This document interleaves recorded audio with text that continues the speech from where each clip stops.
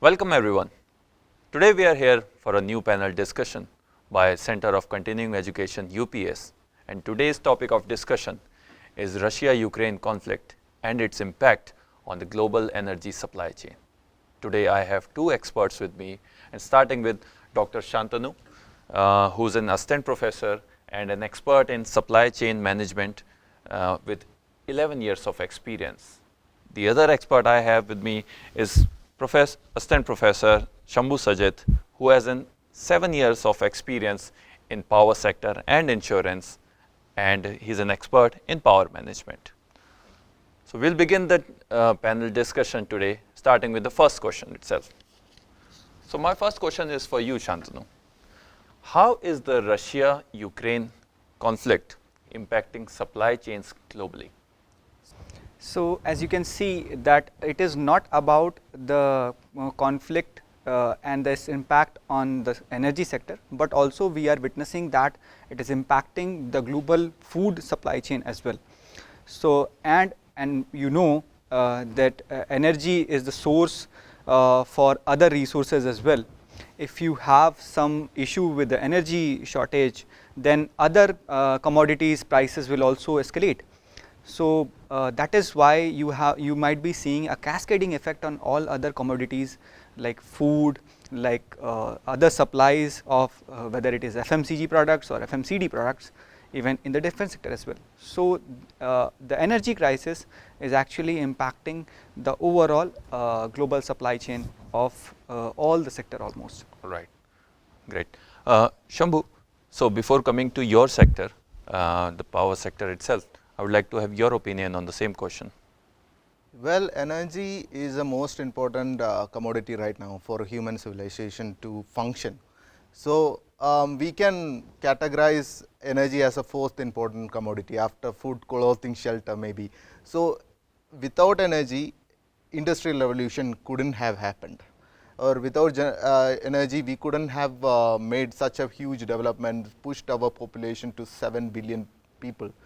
Without energy, all of these things would not have happened. Now we are sitting in a position where we are having severe shortage of energy on a daily basis, and Europe is one of the examples, and that can be rippled down to many other countries that are going to face severe economic crisis, followed by depression, a recession, depression, and it will be a total catastrophic impact on the entire population of the world. So we are looking at energy crisis from one point of view, that Russia-Ukraine war or a conflict that happened in Russia in Ukraine, and it is spiraling down into many aspects, including energy, food supply, recession, and now we are seeing inflation at the highest rate in UK, and UK is not able to combat its lack of growth because of energy crisis that happened. So we can look into this aspect, saying that how did we come to a position where in which we depended so much on energy, and how did we shift from our abundance of natural resources that we had to a position where we are looking at, okay, only this much of energy has to come from renewable sources and this much has to come from fossil fuels, and the excess dependence on fossil fuels from one country has caused a lot of severe impact on this. Moreover, when we are looking back into the previous few years, like the pandemic, before that also we had severe crisis also. So these escalated after the conflict of Russia-Ukraine war. So to answer your question about how Russia-Ukraine war conflict impacted energy supply is by a simple answer, saying that we were dependent more on Russian gas, and now we are putting sanctions on Russian gas, and 40% of the electricity was natural gas consumption for Europe was coming from Russia. All of a sudden the sanctions put an end to the supply of energy from natural gas from Russia to the western part of Europe has plummeted. In that case, there is no supply and the energy shortage was happening, and we do not have any other sources to rely on. The next best option is to put efforts into LNG. liquefied natural gas is like 3 times more than how pipeline based gas which has been exported from Russia. But looking at the entire concept, even if we are going for an higher priced pipeline based natural gas from Russia, it gives an opportunity for Russia to fund the conflict, fund the war in Ukraine from just gas prices. So, this is a huge impact on the economy, in the huge impact on the civilization as such, and this can go on for years as well. Yeah, absolutely. Adding on to what Mr. Shambhu spoke about, that it is not just the oil and gas supply chain, but it has having a catastrophic impact on the entire economy. As you know, in the oil and gas sector as well, if you talk about upstream supply chain, so it is not just the oil that is converted or being transformed from the crude, but there are petrochemicals, there are resins that also are being extracted. So that is why whether it is the petrochemical sector, whether it is the paint industry, whether it is the automobile sector, every sector is getting impacted because of that conflict. Conflict. Okay, interesting. Yeah. So I think you have elaborated much about how the energy aspect of the global supply chains will be affected, the repercussions it will have throughout the energy sector, and the global supply chain market in itself. Each one of those would be affected by it. Nothing will be like remaining in isolation from it. So I think that answers my first two questions. Fine. So I will come to my third question. So if you could answer that, how does supply chain risk management plays an important role in managing the energy supply chains in these sort of situations when there is a conflict and where the things are not going accordingly, which had been going historically in a smoother way? How does it play a role? Absolutely. So it's a very interesting question, that how risk management plays and comes here in case of crisis. So because we need to understand that risk management plays an important role across all the industries, and whether we are talking about the cost aspect, whether related to the sourcing aspect, whether it is related to the logistic disruptions that are happening because of the conflict. So it is impacting the entire it is impacting the entire supply chain. There would be in coming time you will be finding labor shortages as well. So there is much focus of the countries or the economies on risk management has come up after the pandemic even as well, because economy was reviving after the post pandemic effects, and then this conflict began. So we need to understand the current crisis and highlight the risk. We need to come with identifying the crisis in every level, what you call it the multi-echelon level of a supply chain, and how to mitigate those risks and identify after identification how to mitigate those becomes also a prime concern. And if we highlight how the entire supply chain visibility is there in identifying the risk, that actually brings up the role of the technology as well, that how you are bringing in technology in identifying the risk, making the entire supply chain more visible, how you are doing the scenario planning, how you are doing the entire supply chain planning, and improving and identifying the risk. Right, and I will ask this question from this is an open question for both of you, and you can answer first. So like you mentioned, we're talking about risk here, risk management, and like you said, there was a too much dependency on Russia in particular, and when it was realized in this state of conflict that things were not going according to plan. So haven't we learned anything from the historical incidents, similar kind of conflicts that would have happened, and what alternatives have we put in place in terms of talking about risk management? Well, Russia-Ukraine war is not the first war that we are facing. We had two great wars, and there was a Cold War after that. So all these wars had a dramatic impact on our bipolarity of our entire globe. So in Cold War, it was divided into the West and the Eastern Bloc, and in World War II, it was the Axis power against the Allied powers. So, the coordination between all these countries in terms of energy. So, energy was the first instance where Japan invaded the Manchurian peninsula of China, and that sprinkled down to a war in the Second World War era in 1937.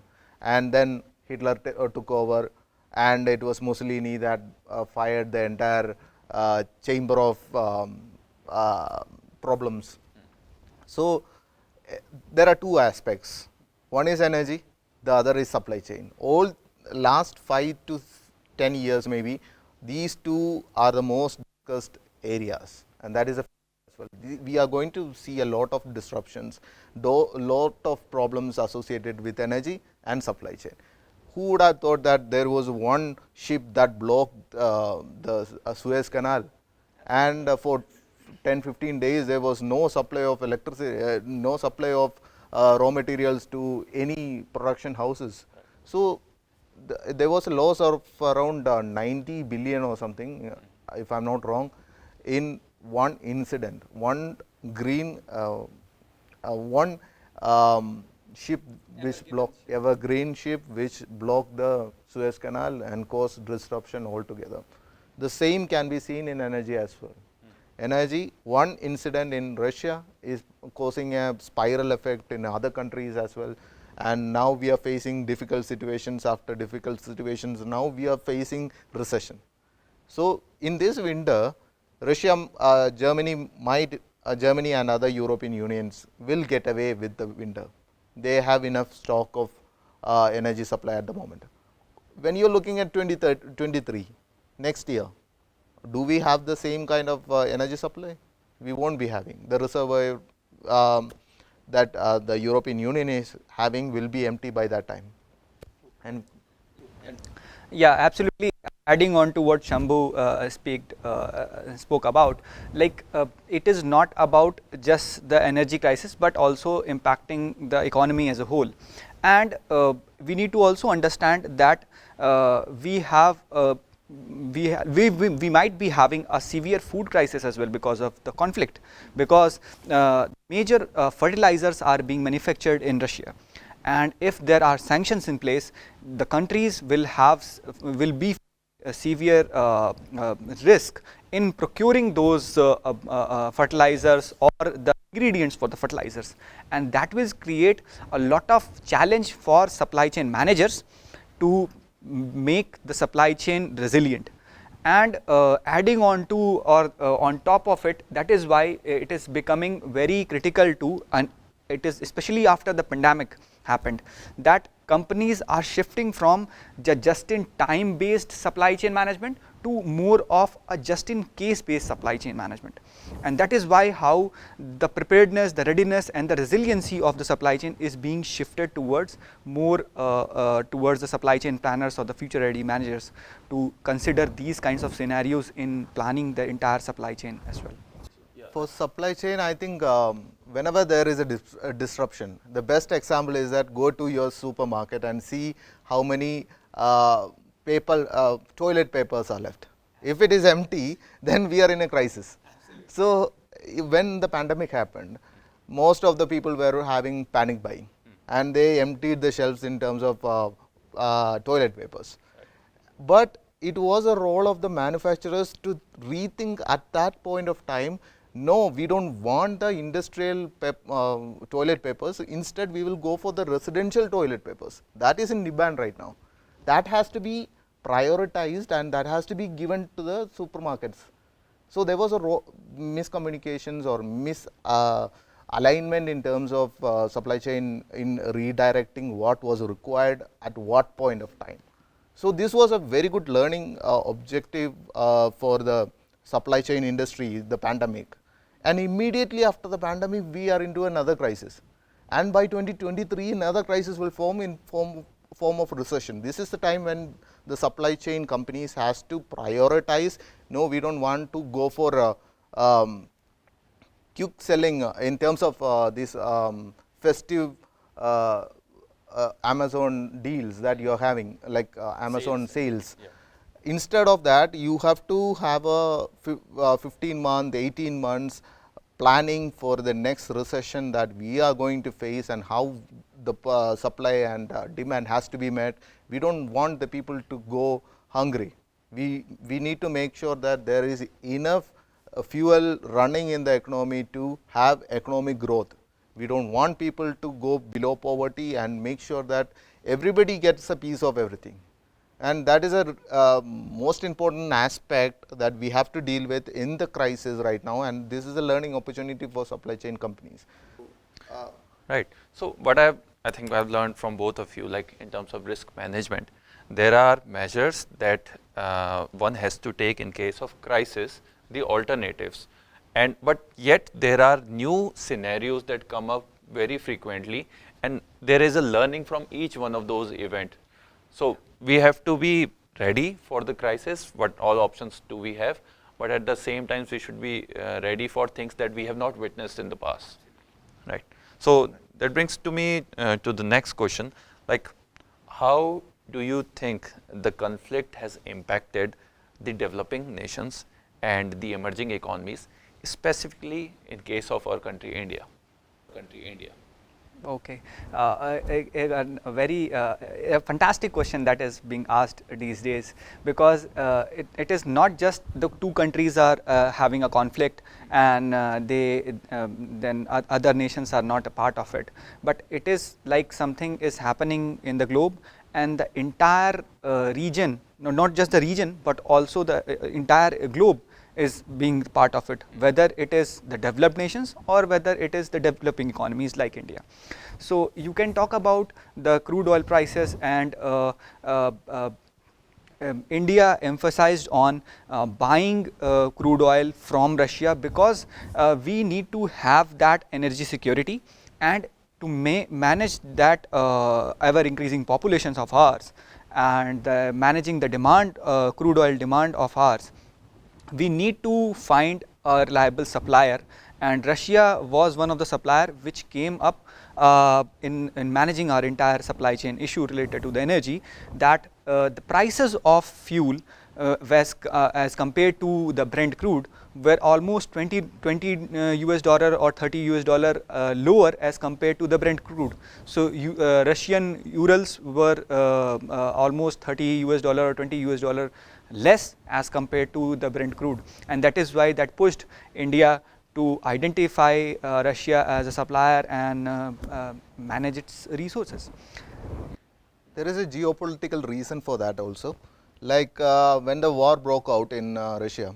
So, most of the countries had put sanctions on Russia, most of the Western countries. So, all the crude oil they are supposed to export to the Western countries got sanctioned, got stopped. So, India was one of the country which was neutral in both the conflict. It was neither aligning with the West nor aligning with the East. So, we had easier, less expensive oil coming from Russia, which was very much needed, very much welcomed. We know that if Russia is if the Europe is facing energy crisis, next will be us. Even though we are having a lot of energy resources, we might fall into the same trap like how Europe has fallen into. Another aspect is that before the conflict happened, Australia was one of the biggest exporter of LNG, and they were exporting a lot of LNG to the Asian countries, especially China, and some to Philippines, some to Pakistan, and followed by USA also was a leading exporter of LNG. So, all of a sudden LNG become one of the most important material at the moment, because if you can't transport gas through pipeline because of the geopolitical problems that you are facing, then you have to rely on liquefied natural gas. Then there has to be terminals that will convert the liquefied natural gas into natural gas.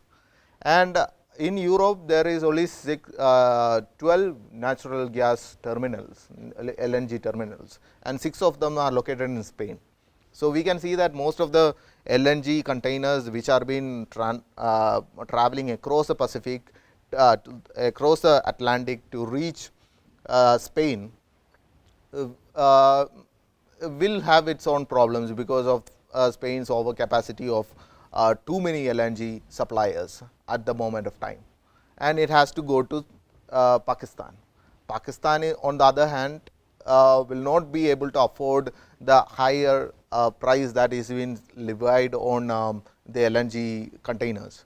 So, that will put Pakistan and other countries into a lot of problems relating to the energy buying, because they will not be able to afford that much price, and the energy prices will go across Pakistan and Bangladesh and Sri Lanka to be on the higher side, which will have blackouts on a regular basis. So, this is not a good sign for the developing countries, as developed countries will be able to pay for these LNG containers and LNG ships to be imported into their country. Absolutely. On even adding on to what Shambhu is saying, that even the in spite of the sanctions that has been placed on Russia, and the government is also trying to procure more of fuel from Russia, but the challenge is of the payments. So, even the Indian refineries are ready, there is a challenge of payment that has to be made to the Russian oil suppliers, so that we can procure those oil and gas resources to India. And that is why India and Russia are again trying and reiterating and trying to find more alternative solutions of, rather than going on from a rupee euro or rupee dollar trade to more of rupee ruble trade, so that we can have a kind of local currency for trade, and to avoid sanctions as well, and to make the finance flow, that is also an important part of supply chain, an important concern, to be more smooth as well. Right, and I think from the things that you both have said over here, it becomes more necessary for the developing economies to look for a survival mode than for a development, in terms of like they can afford to pay for these energy sources, but develop. One thing that I would like to touch upon very briefly, if you could, like the developing nations have their own vested interest, which should be there for them to survive, like whatever interests them. Like for India, you said that because Russia was offering the fuel in lowered prices, and India was willing to pay for them for their own interest. But for a country like India, or maybe some other prominent developing economy, it also becomes important, or the global pressure is such that they have to take a stand on the which side they are. Does that play an important role? In like of deciding in the place of conflict, like they should look for their own interest, or they should be able to take a clear stand on which side they are? No, naturally, from 2013, China was building one of the biggest infrastructural project, that is called Belt and Road Initiative. Yes. That is a replication of how the Silk Route in the medieval years and the ancient times happened, and the same kind of thing that they are trying to connect China, eastern part of China, all the way to Germany through the road, and also combining the maritime Silk Road, as they are connecting 65 different countries in energy, in other supply chain measures, and where they can coordinate with each other in terms of trade and all. So, there was an alignment at that point of time. Other countries like US, with their transatlantic partnership, they came up with, and went by 2015, when Trump administration came into existence, he was against that entire partnership agreements. So, that left a gap between the US's lack of participation in other countries and China's over participation in 65 other different countries. So, this left to a polarity of China dominating other countries, and that can be seen in China's investment in Asia, its investment in Africa, its investment in South America as well. We can see that the ports, there are airports, there are large flyovers which are built by China to these countries. But the fact is that, do these people really need a flyover? Do these people really need a port or a airport? So, we can see that the same thing where Hambundata port was built, even till date we are not seeing any profit out of it. So, because of that huge debt that Sri Lanka has to pay to China, they had to lease out the Hambundata port for 99 years. So, that is having a little bit of China in Sri Lanka facing the Indian Ocean region. That means a huge advantage, a huge strategic advantage for China. Right. But the condition right now is that we are not having any kind of cooperation between each other. There are some parties who are aligning to others, and there are some other parties which wants to get in alignment, but India is like neutral at the moment. So, in terms of trade, in terms of energy trade especially, we need to have all sorts of energy as possible. We need to have an alignment with Saudi Arabia, we need to have an alignment with Russia, we should be aligned to our renewable energy supplies and the rare earth materials that has to come from China. So, we need to have all sorts of collaboration in all sorts of permutation way, and this is the only way we can survive the future. The future is going to be tough. Future is will be there will be more catastrophes affected due to climate change, and we are left with no other option rather than going to renewable energies and keeping our net zero targets alive. And in that point of time, we might see that lot of these agreements will decentralize towards one country.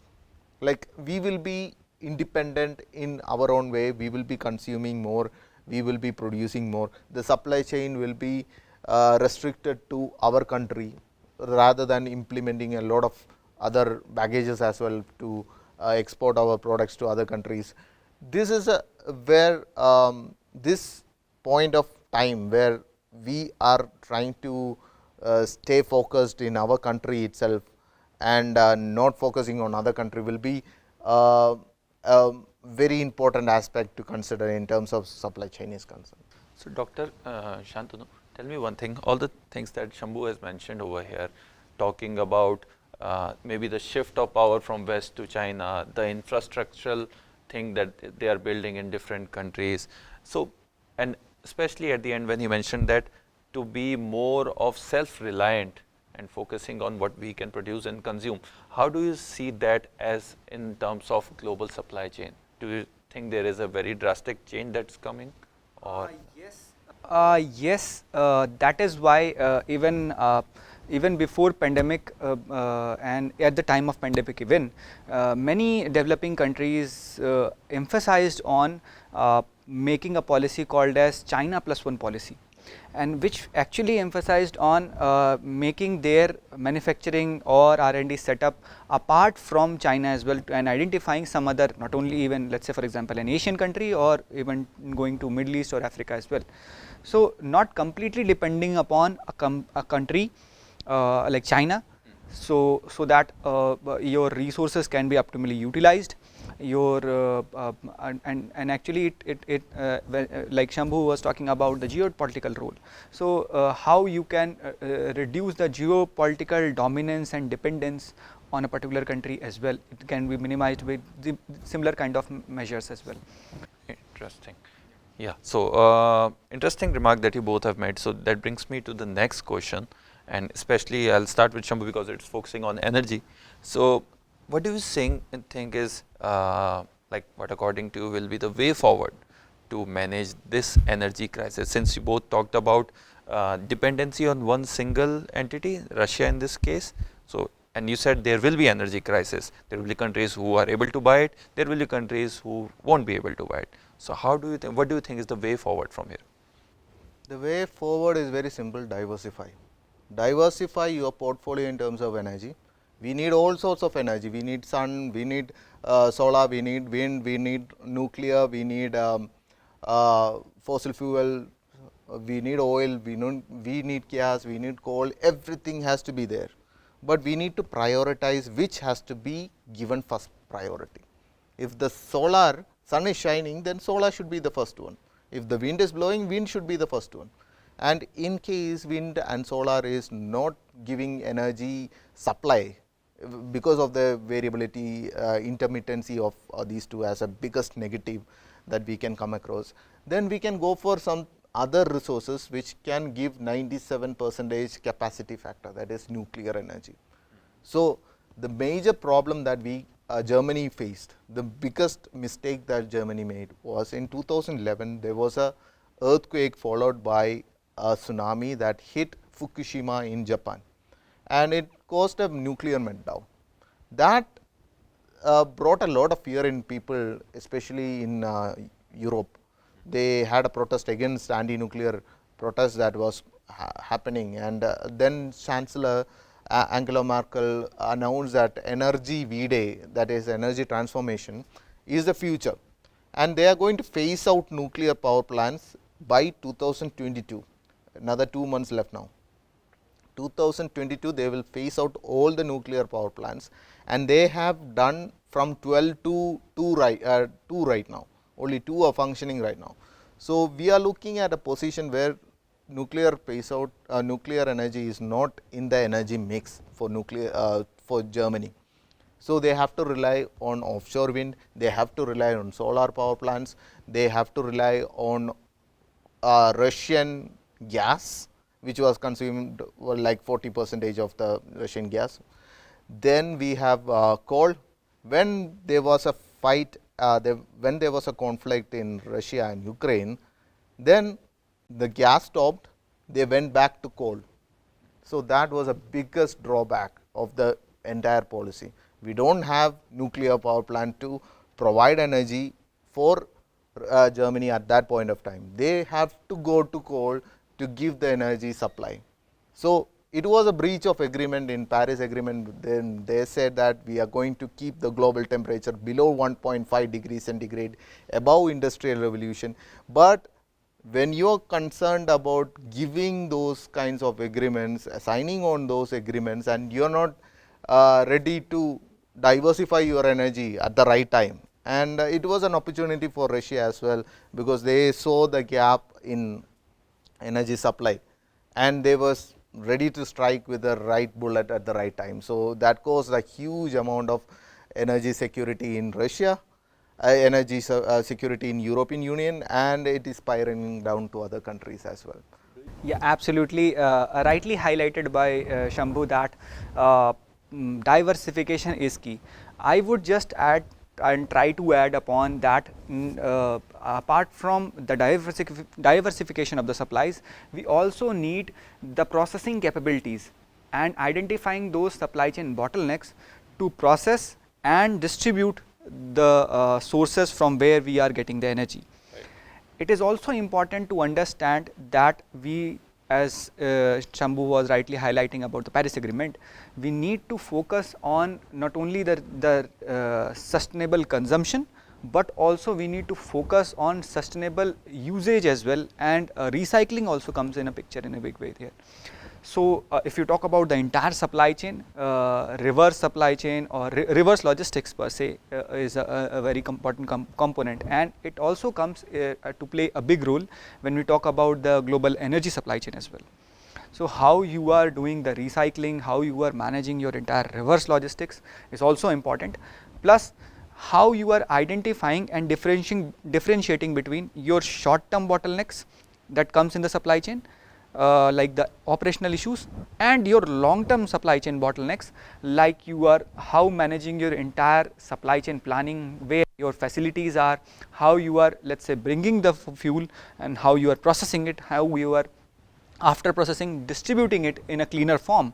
That also requires and raises a concern. So, the future, like we are discussing about how the clean energy supply chain can push and bring a clear future, and this will be focusing more on the long term and short term agendas, and including the diversification aspects as well. in the clean energy aspects. So I think from what I get from you guys, it's not just important to produce the energy from a diverse alternatives, it is also equally important to have a holistic approach to it where you can supply the same in the best way possible, right? Okay, so I'll come to the next question, which is what are the other issues, and I'll start with you to answer. What are the other issues in clean energy supply chain, or any one of you can start. For clean energy supply chain, we need a lot of raw materials like rare materials like cobalt, nickel. These are the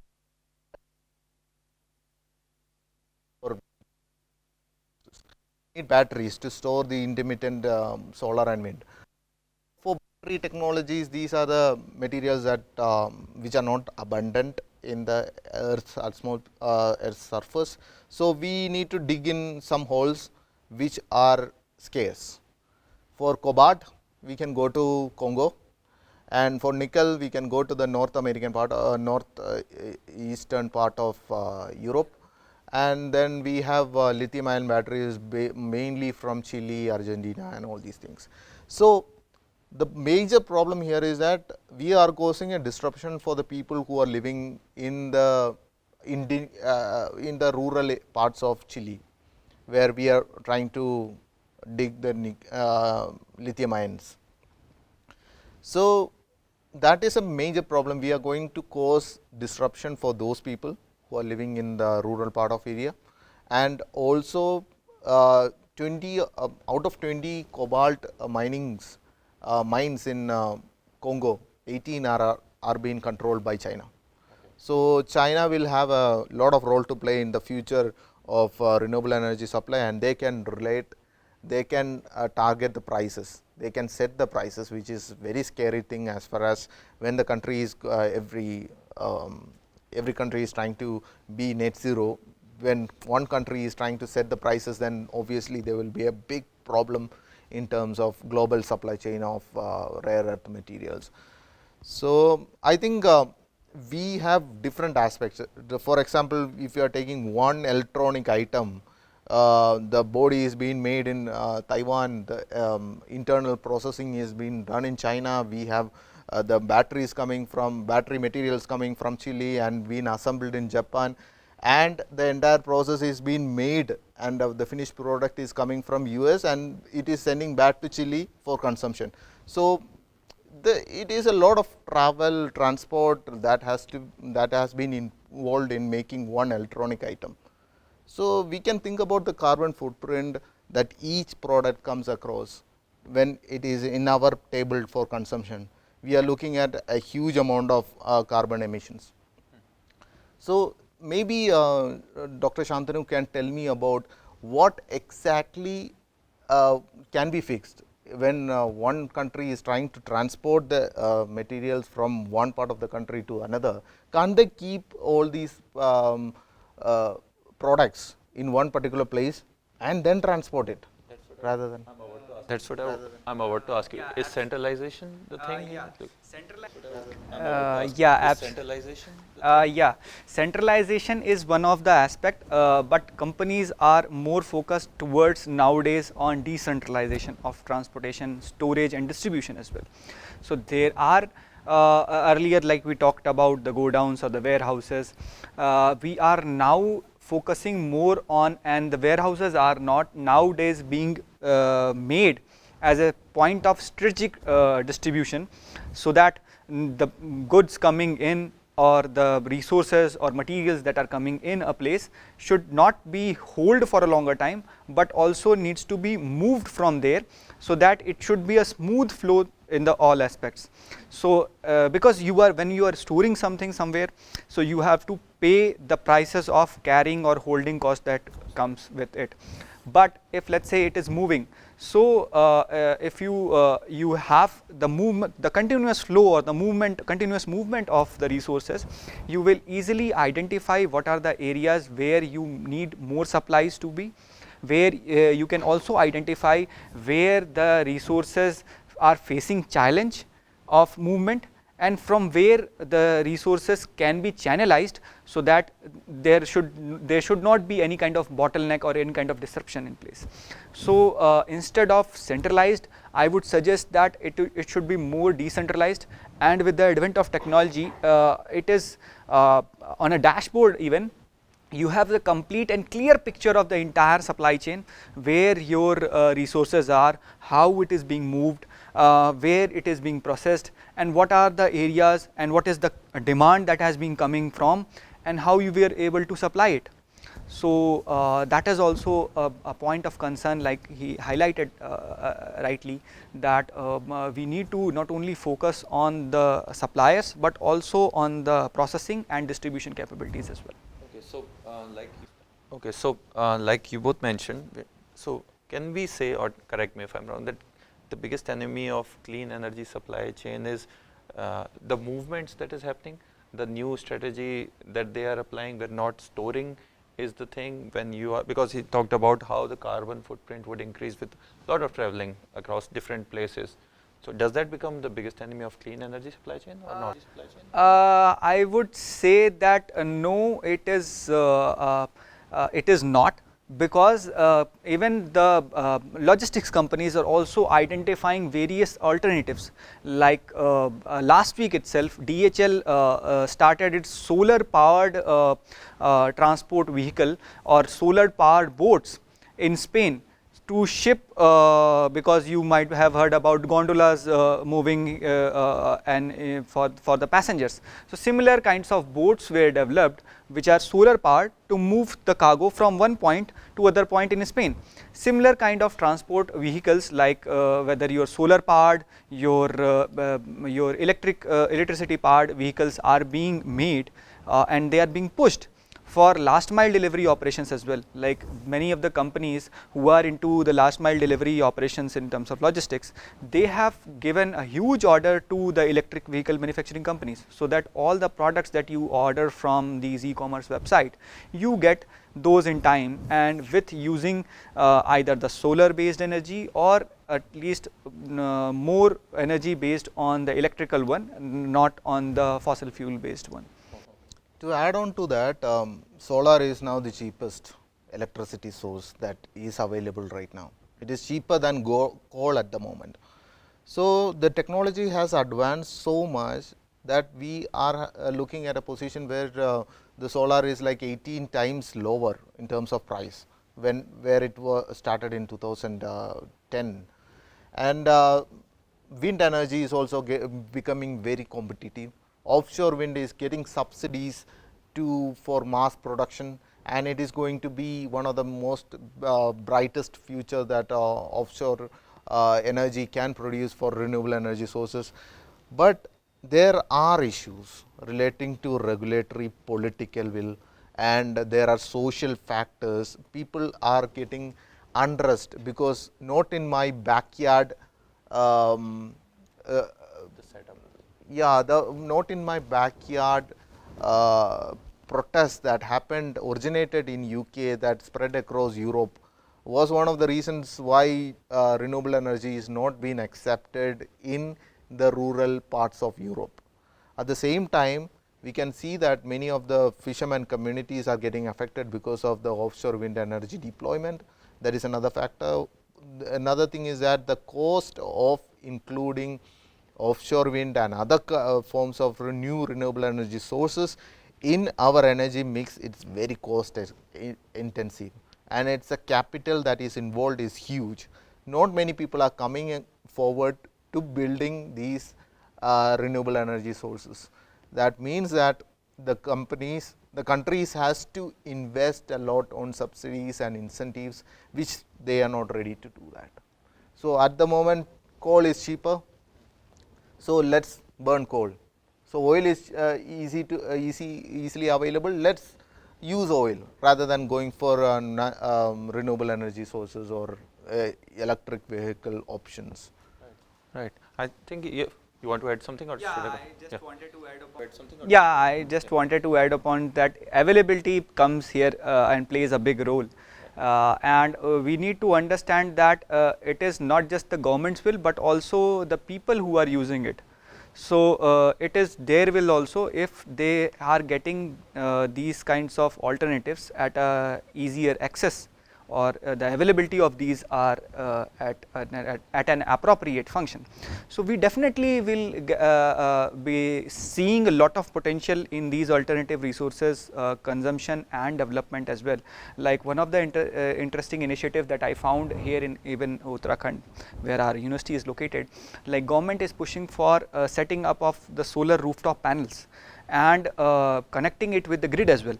So that actually helps in not only you yourself using the solar energy, and you are also not only using that solar energy, but also you are transferring it to the grid, and in fact you are generating revenue out of it. Right. So over a period of time, what you will find is that whatever investment that you have been done for the solar rooftop panel, you are actually getting revenue out of it. So there would be they have given a time of, let's say, 5 year or 7 year, which would be a break even, that in which you, with the help of the electricity generation or the solar energy generation that you are doing with the help of solar rooftop, will be giving you a break even point, and after that you will be again utilizing that energy and paying it while transferring it to the grid as well. Right. Interesting how he talked about the solar rooftop panels which are giving an additional revenue. In California, in every new houses that has to be built, that is being built, has to have the permission of having a built-in rooftop solar. So they are running completely on solar right now. They have overcapacity. They have when the sun is abundant, they can transfer the electricity to other states as well. But the major problem is the storage.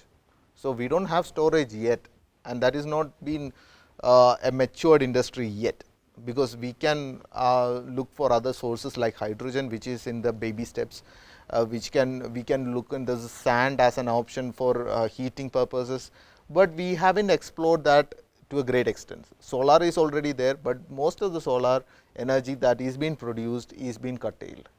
So we are, even if the sun is shining for 5 hours a day, we are getting only 18% of the total energy that is being generated from the sun through the solar panels. So most of that 78%, 88% of the electricity is being lost.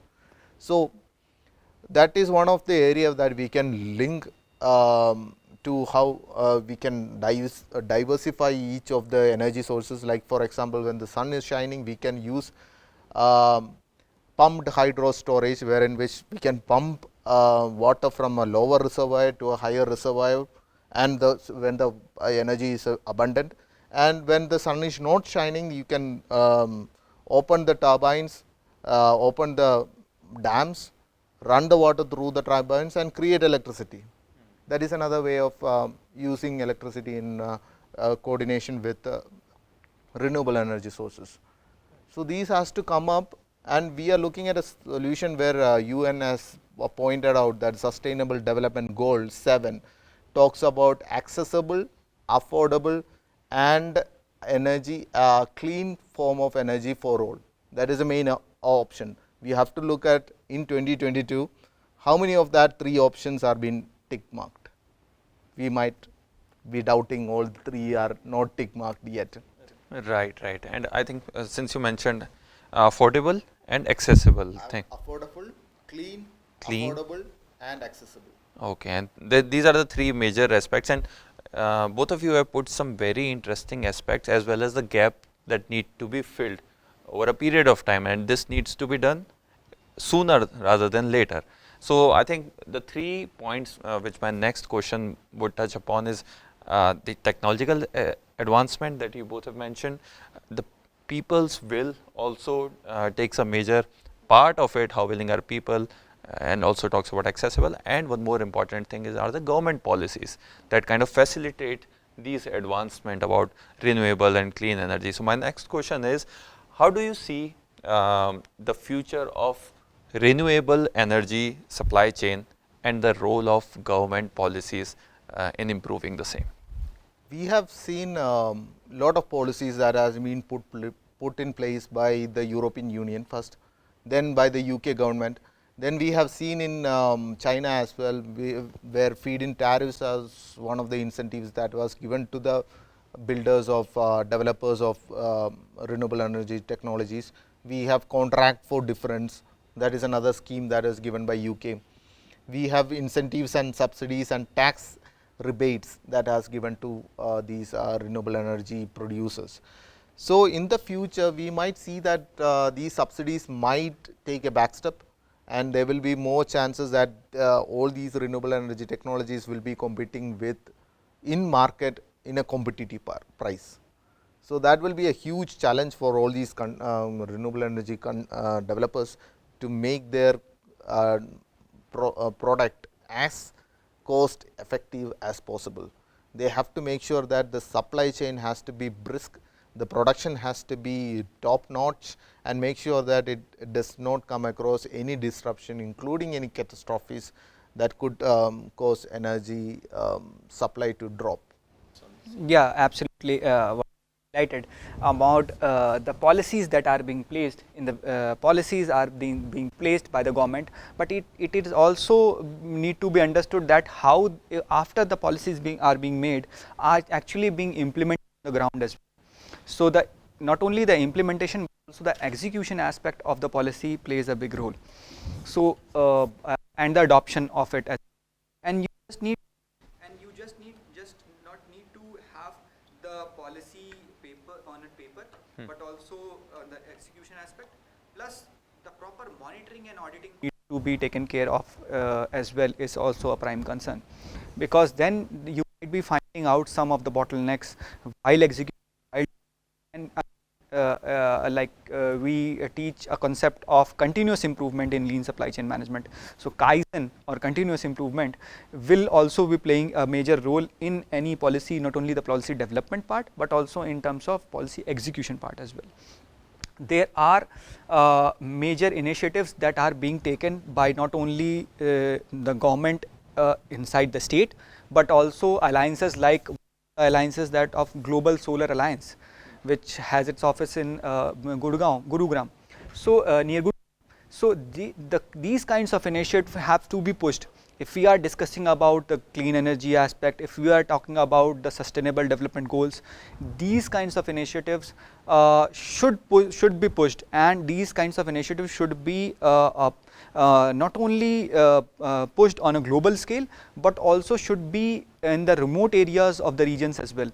Because if you are able to target the rural audience in terms of any supply chain, whether it is related to the energy, whether it is related to the FMCG products, you are definitely exploring a newer and a wider market that is still not being or yet not being explored. Right, right. So I think what has been over the years has been a challenge that policies have been framed, they have been put in paper, but the execution part always remains a task. So if that is achieved, we can have a better chance at renewable energy supply chain in a better way. Right. So that brings me to the last question of the discussion, and like you have to take one side. You cannot be like a developing nation here. So energy security or climate security, what takes the higher priority? Well, at the moment we can say that it's energy security first, and then let's build on energy security, then build the climate security goals. But the question is that are we reaching that tipping point already? Most of the tipping point has already been crossed, including the sea level rise, which we cannot go back into time and saying that, well, we can fix this. This cannot be fixed. Catastrophes that are increasing in intensity, frequency and impact, that cannot be fixed. So, we have crossed many of the tipping points already. We are standing at 1.1 degree centigrade above industrial revolution, and looking at this point of time, moving ahead, like reaching 2 degrees centigrade will be even more difficult to handle. Most of the polar ice caps will be melted, most of the polar bears will disappear, and most of the ecosystem will be under danger, and we might bleach most of the marine habitats. So, this is a catastrophic impact, but how can we without energy for all, how can we fix all these things? That is the question. Like if we need the energy right now, we need the energy right now. We have to have all sorts of energy to push our economic growth to an extent where in which we can have other options as a main other options to be considered for providing climate security, like cloud brightening system, marine cloud brightening system, geoengineering system, carbon capture and sequenciation. These are future. These are these can be reached only if we have we are having energy for everyone. So, if we are having a power cuts daily for like 10 hours a day, we will never reach that option. So, we have to have energy security first, then go for climate security. Right. So, Dr. Shantanu, is the measure or the way to achieve climate security is energy security? Absolutely, even not only the climate or the energy security, in any security you talk about, whether it is the nations, whether it is economic security or the food security, the collaboration is the key. If your supply chain has collaboration, you are the winner. It brings up the win-win situation for all the stakeholders in the supply chain.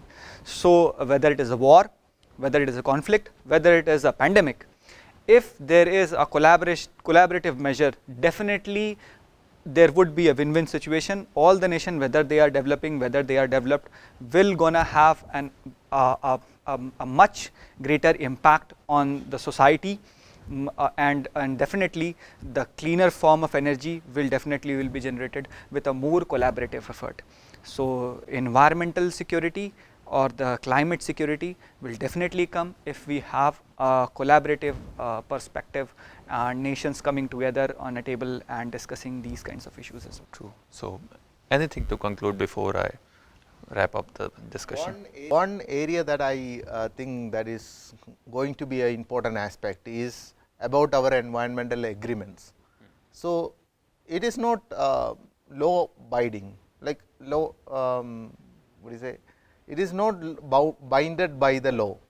So if we can do that, then there is more chance that most of the countries will have their net zero targets achieved by 2050. We are not having that kind of confidence in other countries because of the fact that all these agreements, even if you are not achieving it, nothing to lose. Only the reputation is getting damaged.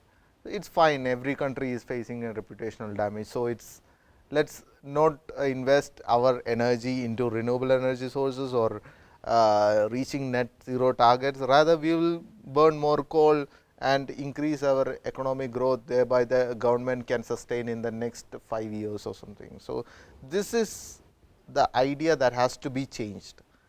The government has to come from the climate perspective, trickling down all the way to the local governments. So this is the main aim that I feel that in the future we can achieve all the targets. Consider that there should be a coordination between countries, and that is sustainable development goal number 17, regional cooperation, that is not existing at the moment right now. China is having conflict with Taiwan, China is having conflict with Hong Kong, and we have Russia, Ukraine, we have India, Pakistan, India, China. The regional cooperation is nowhere in the question. So if we can achieve that sustainable development goal number 17, then we can achieve most of the other sustainable development goals.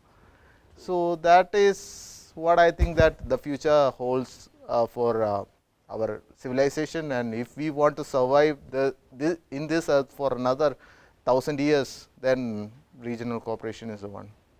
Perfect. So Dr. Shantanu, do you think the regional cooperation, the harmony between the communities and countries is the answer to live a quality life in terms of energy supply chain and all the aspects related? Yeah, but another important aspect is of, and the most importantly is of the confident and no regret leadership that will steer definitely not only a region, whether it is Asia or Africa, but the entire universe to course to meet 1.5 degree target and ensuring attraction as well towards more cleaner and a cooperative energy alternative sources as well. Okay, so you have heard from the experts, the impact of Russia-Ukraine conflict has impacted the entire energy global supply chain system, and how different measures, like whether it's diversification of energy supplies or focusing on renewable energies, lessening the conflicts among the countries, the interest of developing economies, all these things should be taken in picture. And also important that policies are not just framed and put on papers, it has to be well executed if we want to see a brighter future. So that's the end of the panel discussion for today. I would like to thank you, Dr. Shantanu and Shambhu, for taking part in this panel discussion.